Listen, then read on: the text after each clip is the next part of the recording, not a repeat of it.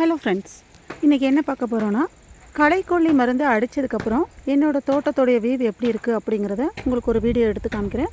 So last வீடியோவில் களைக்கொல்லி மருந்து அடித்து அதை எப்படி சாக வைக்கிறது, எந்த விகிதத்தில் அதை கலக்கிறது அப்படிங்கிறத பற்றி ஒரு வீடியோ போட்டிருந்தேன்.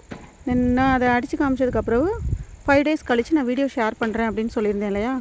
ஸோ களைக்கொல்லி மருந்து அடித்து இது ஒரு 2 weeks கூட ஆயிடுச்சு. ஸோ இன்றைக்கி தான் எனக்கு டைம் இருந்துச்சு. ஸோ எந்த அளவுக்கு இந்த பார்த்தீனியம் செடிகள் எல்லாமே வாடி போய் இருக்குதுன்னு பாருங்கள்.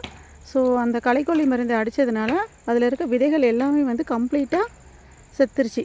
ஸோ இனிமேல் இது திருப்பி மண்ணில் விழுந்து திருப்பி அது வளர்கிறதுக்குள்ள வாய்ப்புகள் ரொம்ப கம்மியாயிடுச்சு. ஸோ இதுக்கப்புறம் இதை உழவு ஓட்டிட்டு ஒரு வெள்ளாமை பண்ணுறதுக்கு ரொம்ப யூஸ்ஃபுல்லாக இருக்கும். ஸோ என்னோடய வாழைக்காட்டை பாருங்கள். ஸோ மருந்தடிச்சு 20 days பக்கம் ஆயிடுச்சு. ஸோ எந்த அளவுக்கு அந்த மருந்து வேலை செஞ்சு அந்த அளவுக்கு அந்த கறி போயிருக்குது அப்படின்னு சொல்லி பாருங்கள். ஸோ இது என்னுடைய வாழைக்காடு வியூ. ஸோ இதுக்குள்ளே அந்த பார்த்தீனியம் சாகிறதுக்குள்ளே அந்த ரவுண்டப் அப்படிங்கிற மருந்தை நான் அடிச்சிருந்தேன். ஸோ எந்த அளவுக்கு கருகி போயிருக்குன்னு பாருங்கள். ஸோ இது இன்னொரு தடவை முளைக்கிறதுக்கு வாய்ப்பே கிடையாது. So the full view.